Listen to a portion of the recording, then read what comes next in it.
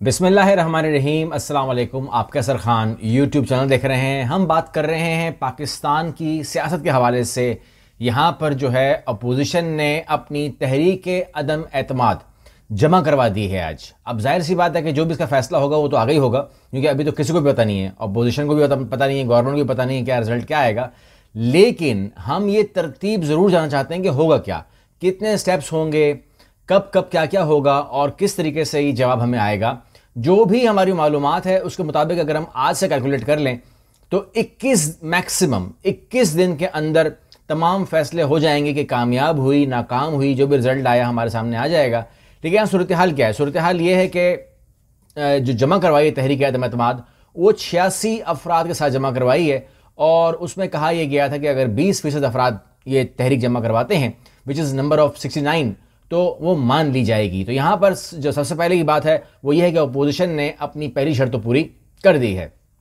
अब इसके बाद सूरत हाल ये है कि 14 दिन के अंदर अंदर इजलास बुलाया जाएगा। ये आप नोट करते रहिए, 14 दिन के अंदर अंदर इजलास बुलाया जाएगा। स्पीकर असद कैसर जो है वो 14 दिन के अंदर पाबंद है कि वो इजलास बुला लें, और उसके बाद 7 दिन के अंदर अंदर फैसला ज़रूरी है। ताहम वोटिंग करारदार पेश होने के बाद 3 दिन से कबल नहीं हो सकती। इस तरह कुल 21 दिन के अंदर अंदर वज़ीर-ए-आज़म इमरान खान के अहदे पर रहने या ना रहने का फैसला हो जाएगा। कौमी असम्बली के कवायद ज़वाबित बराए 2007 की सेक्शन 37 के तहत करारदार पेश होने के बाद सेक्रेटरी असम्बली पाबंद होगा कि जल्द से जल्द अरकान असम्बली को नोटिस दे।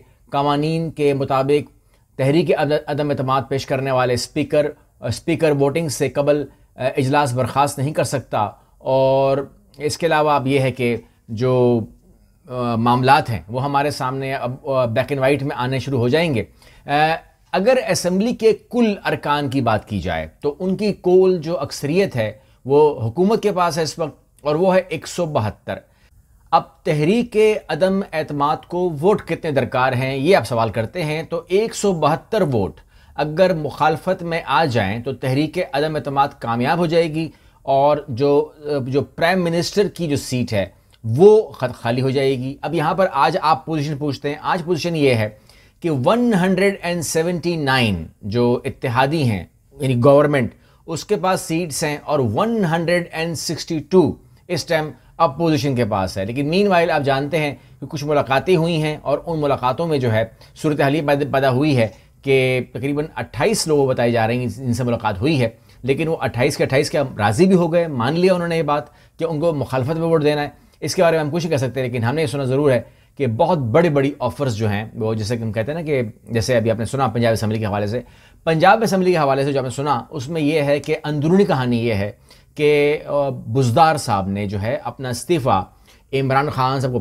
थैंक्स के साथ पेश कर दिया था कि अगर मेरे जाने से ये मसला ये झगड़ा ख़त्म होता है तो मैं रिज़ाइन करता हूँ, और मैं आपका शुक्र अदा करता हूँ कि मुझे इस काबिल समझा गया एंड सो ऑन।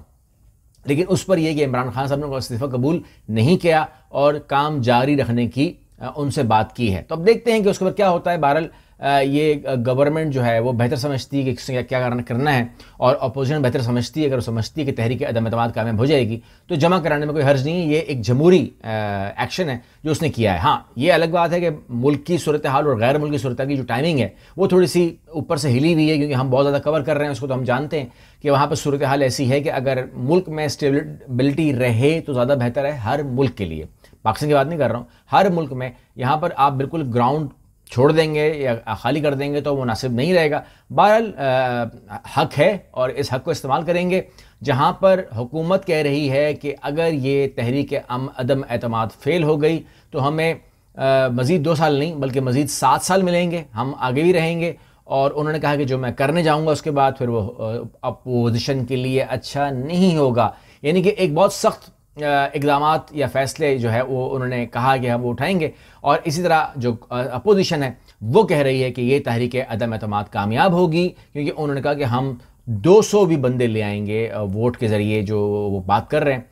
अब इसमें कितनी सदाकत है ये तो टाइम प्रूव कर सकता है, इसके बारे में किसी को कुछ पता नहीं है। हाँ, ये ज़रूर है कि अब इस वक्त आपको पाकिस्तान की गवर्नमेंट और अपोजिशन बहुत तेज़ी से हाथ पैर मारती हुई नज़र आएगी। यानी कि नाराज़ अरकान को मनाया जाएगा, उनसे वादे कस्में लिए जाएंगे और उनको बैंड किया जाएगा कि वो बैन किया जाएगा कि वो इस्लामाबाद ना छोड़ें और किसी से ना मिलें, उनके ऊपर नज़र रखी जाएगी, चेक्स रखे जाएंगे और फिर कुछ और महर्रकात भी एक्टिवेट हो जाएंगे। मगर जो भी होगा हमारे सामने उसका रिजल्ट इंशाल्लाह आ जाएगा और उसके ऊपर अगर ज़रूरत हुई तो बात करेंगे। अगली वीडियो मिलते हैं। अल्लाह हाफ़िज़।